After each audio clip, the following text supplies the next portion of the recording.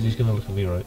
Well, this place, what I call it, is a sanctuary for spiritually broken people. People who usually come here are a bit spiritually down. They're going through troubled time, and we kind of try to make them like, look, it's okay. We're going through it. You know, I tend to play the role of mother or father sometimes to people because depending on what they need. It then becomes the property of DVLA. I came here as an asylum seeker. Originally, I was from Iran. Which is next, actually my city is next to Iraq. Managed to escape from Iran, wanted to go to America. 9/11 happened. And we're like, oh, you fucking twats. We're like, all right, let's go to, United Kingdom. Got here as an asylum seeker. First, I was refused. And at the time, I was about 15. And I say, okay, we're going to do another interview when you are 18. 18, went again. We did the interview. After like 3 years, I was like waiting to see like what's my status gonna be. Lost a job, became depressed. I literally went to sleep in the streets and I saw the Parliament Square, Democracy Village. It's kind of like a group of squatters, different organizations were protesting against the war at the time, the war in Iraq. Finally, is that I got arrested for the first time, and then I got a call from my cousin telling me, "You got your status." I'm like, "What? What?" I got my indefinite leave to remain. And then I lost it because of squatting.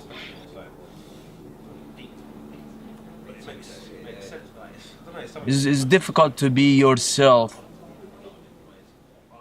in cities, not just London, it's majority of the cities. We know we are crazy. We don't put masks, try to be normal as a normal society would be considered what's normal, like, or you have to behave certain way, talk certain way. I used to work, have my own, my own space. But even there, I started to see people like doing the same thing over and over and over and over and over and over and over and over. And I was like, well, this is not really life. And I was depressed for a while because I wasn't doing anything that was fulfilling to me. It's not even a rat race, to be honest. It's like you got a bunch of rats running on those, Treadmills. Yeah, treadmills. It's like they're just like, I'm gonna get somewhere. I'm gonna get somewhere. No, you're not gonna go somewhere. You're just in one place, running from Monday to. Some people just work all week even.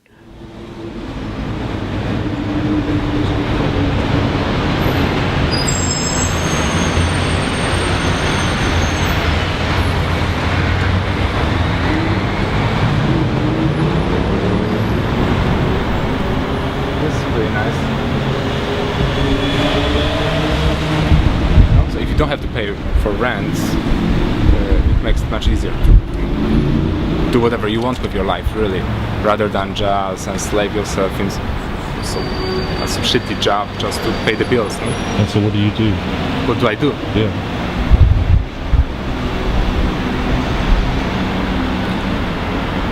I'm actually interested in using abandoned buildings for performance art and experimental sound events.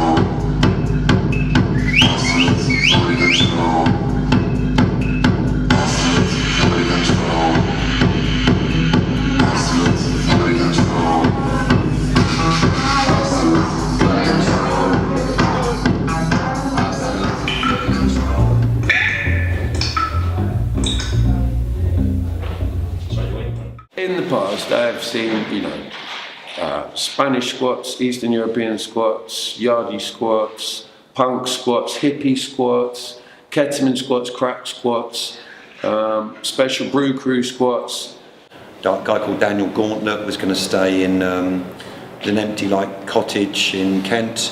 He was going to get into it, it was boarded up, he could have got in, and the police turned up and said, if you squat in there, we will arrest you, it's now illegal. So he stayed out on the veranda under a tarp and some bad much bedding, and he froze to death.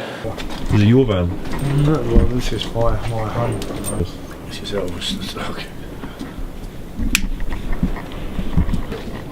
A friend of mine said the kind of people you get in squats are bozos, lunatics, and unsuccessful petty criminals. Gary here is quite hard-working and very industrious, even if he hasn't got a job. Some people stigmatise squatters with rubbish and antisocial behaviour, and not everyone's like that. There are other people who just squat buildings just to have parties in, which I don't agree with. You know, which labels everyone else. Oh, this is what they do. You know, it gets cold, you're out of the elements. You need somewhere to stay, really, you know. You see people trying to squat and failing to sustain it for any period. It's the safety in numbers. I mean, you got to think like. I mean, I've had people bully, I've had people attack me like before put me in hospital. You know, for places I've occupied. The doors kicked in. Police don't do nothing about it. Kim would tell you, found me one year, hit in the head with a crowbar in the head. Land developers, though, we've had to go into buildings, you know, but you have to do it as a team. You have to work together. You know the risks.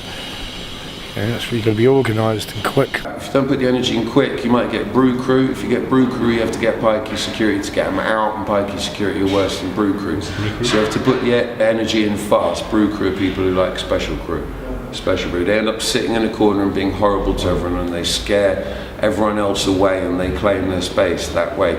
And the only way for it not to happen, because that will naturally occur, is you have to put in a real positive energy and run around giving people bin bags. And then people who really don't want to do anything leave because they don't want to do the cleaning.